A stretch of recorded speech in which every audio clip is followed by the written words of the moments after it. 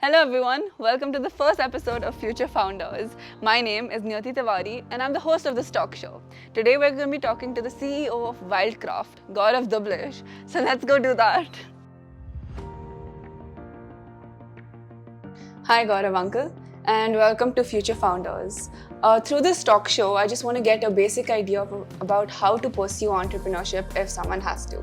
I think a lot of us want to start a company of our own and want to pursue entrepreneurship later on. So I thought this talk show would be a good idea to just get an idea from people who've actually been through the process. So great, Niyati. It's great to be on your show, on your chat session around future founders. I think it's a great initiative.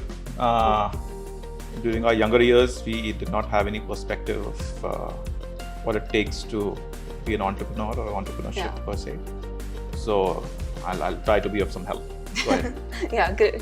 So from what I've heard from other people, never really started off knowing you want to go into entrepreneurship. In fact, you were in a completely different field and eventually came into entrepreneurship and started your own companies. So I just want to get an idea of how your journey was like. It was during graduation and post that there was this urge to do something on my own. So it's around 2 decades back that while we were studying, I started looking at avenues in which we can set up something on my own, but did not have the intellect, the experience, the resources or clarity. If I reflect back, when you are working, if you're employed, there's a lot of entrepreneurial opportunities. Most of the jobs throw at you. So it's not that entrepreneurship and being employed are so diverse. They're reasonably heavily overlapping. You can be in a job and be in a significantly higher entrepreneurial assignment. You can be an entrepreneur, but actually working on the detached of investors. So it's not compartmentalized like this. I think what was the trigger point was there was this innate urge to be, and it was more of a challenge to be able to create something of where nothing existed. Yeah. So how did you choose to go into sports gears out of all the fields? I was 23. We were building up a career which was essentially following up a regimentalized life of working 9 to 6 and doing well and moving the needle, earning more money, building bigger houses, hopefully having bank balance, etc. Right. And this was a life which was in wilderness, which was completely unshackled. You decide your pace. You get up the way you want to, you sleep the way you want to, you're a part of nature. And what it did is it, at least at my level, it made me realize which in a regimentalized life you typically don't get exposed to, because you follow a traffic signal, you follow 9 to 6, you follow this and that. You follow a KPI, KRA in your work, which is not the case there. When you're on a hiking trip, you decide your own path. Pagdandi hoti na, that trail that you take is decided by you. And there are very high chances that it will be a dead end. But you take it not from the destination, you take it for the journey. Right. And that triggered that why not get a lot of youngsters who are at the same possibly age as us, get exposed to a life which is in wilderness, to take the leap of faith, to take the road less traveled. And that was a very exciting thought to us. Clarity nahi thi, we didn't have any sense of how to make it commercially viable. But that's the history of how we landed up doing it. So when you were starting off, how did you get people to join you? Because you were brand new and you were one of the first in the country. So how did you get people to trust you enough to join you and take the risk? Usually never gets impacted with the lack of resources. You mobilize resources. Entrepreneurship is never subject towards limitation of resources. That's possibly a definition of entrepreneurship. Because if you have resources, then life gets simpler and you already have something to build around. Talent or people resources is one of those gaps that typically all entrepreneurs face. You have in economics your land, labor, etc. Your 4 principles of economics. So all those 4 exist for us, because those 4 is how the entrepreneurs triangulate or and be able to then solve in business. Not necessarily people from the same domain. So we took a very counterintuitive call that will take people for the attitude. Will not take people for the experience. Well, that sounds like a great strategy to employ people. It was not a strategy. It was you can say an approach. Yeah.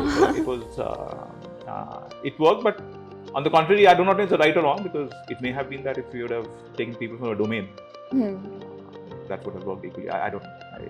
We don't use that as a second option. Usually, from the set of people that I know of, it's usually that. You know, people who are from the domain, they then either jump into entrepreneurship or they hire people from the domain. It makes life easier.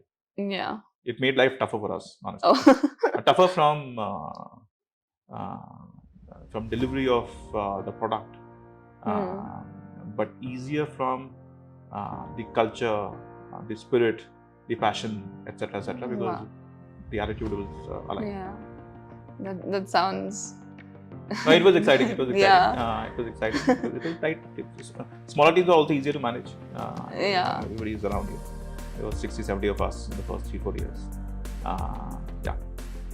So throughout this whole 15-year experience of yours, was there, I mean, I'm sure there were times where you felt like you weren't going to make it, but which was the one where you were close to giving up? There was no moment in which I wanted to give up. Wow. So it is too much of adrenaline in entrepreneurship. That's true. When I see the other side of it, which literally has very less, that was never the piece. It was never to do with I want to give up. I can't even think of a moment. It was that. It was more to do with what choices to make. Whether we need to propel ourselves, whether we need to limit ourselves, whether we need to slow down or expedite. वो सब छह choices or conflicts. But it was never giving up.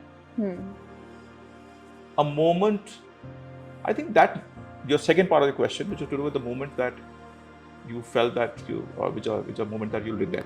Yeah. Daily. So give up was never. Regret was daily, because the regret was if I had the right people. Regret was if I had the capital. Regret was if I had myself intellect enough to be able to, pitch the business well. Regret was making a wrong call or taking a wrong choice. So those were like daily. Both abhi bhi hain. You but then you train yourself that you don't regret to do self-pity, but you use regret to propel. So वो आपको वो train करना पड़ता है अपने आप को. Entrepreneurship में वो बहुत ज़रूरी है. The mistakes or the errors that you make should not pull you down. You should use them proactively to propel you. So what age were you when you started Wirecraft? Oh, we were in college. I was 23. I jumped full time in 2008. So that is very old. So do you think it's better to start when you're younger or when you're a bit older? Because I know people have started when they were much older, and some people have started very young. It depends on what you define as young and old. But see, there's merits and demerits of both. Yeah. When you're too young, there's a lot of passion, definitely. There's little bit lesser of wisdom at that point of time. And hence it may work negatively against you. Whereas if you're too old, there's too much of wisdom, but there's no passion. Because there's too much of baggage. Yeah. You know so much that everything will fail, because entrepreneurship is risks. Is actually finding a unique element which, logically speaking, has failed multiple times. Yeah. And you have made a difference to make it a success. So to that extent, it's neither this, neither that. It's very, very subjective.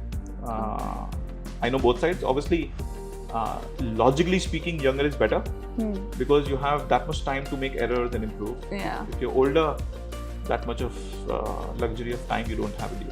But if you ask me, what is your preference? Young. Got it. Younger the better.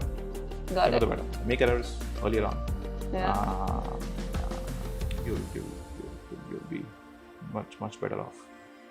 So for my last question, what is one advice you would give to our upcoming generation who want to go into entrepreneurship and want to start something?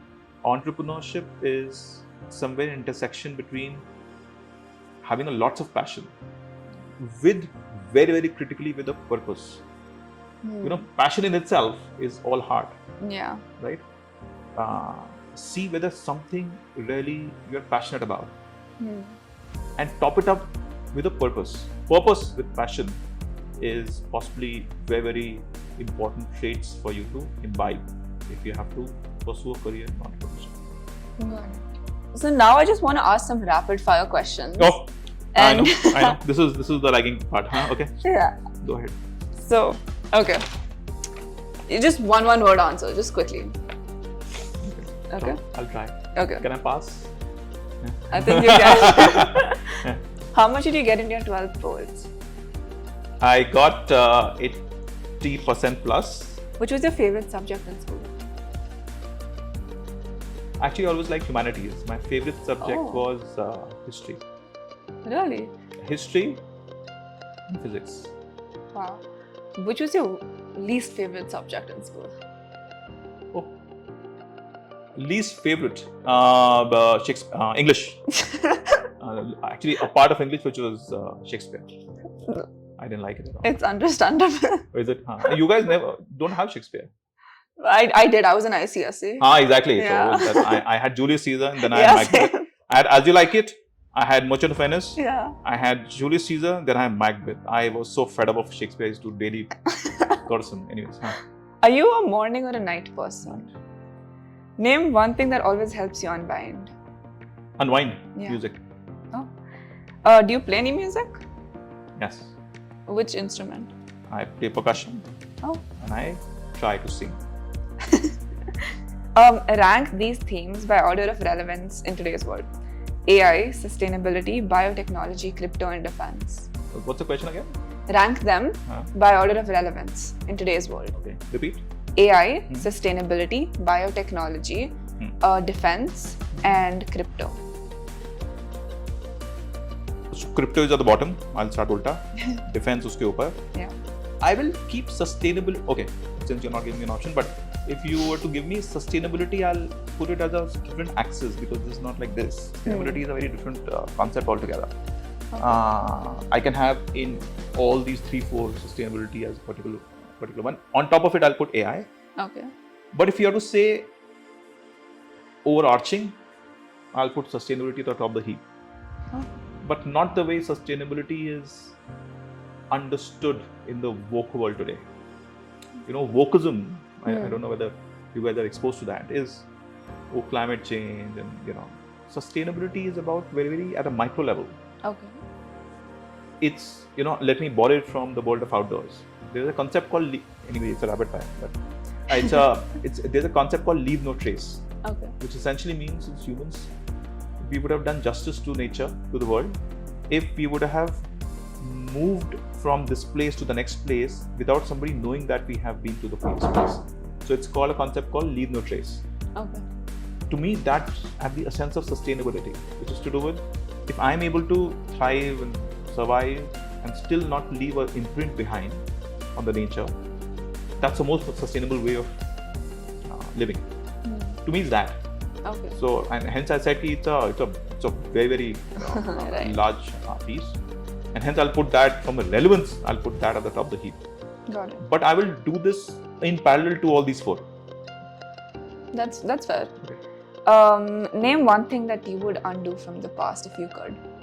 Any one thing that comes to your mind. It's a tricky one. I would have started earlier. That's a good answer actually. Safe answer. Yeah. So that's it for Okay. now. Thank you. And yeah, thank you so much for And, coming. I hope ends up not confusing people. I don't think it will. It was a very helpful conversation. Perfect. Thank you Yeah. so much. Yeah. All thank of you guys, all the very best.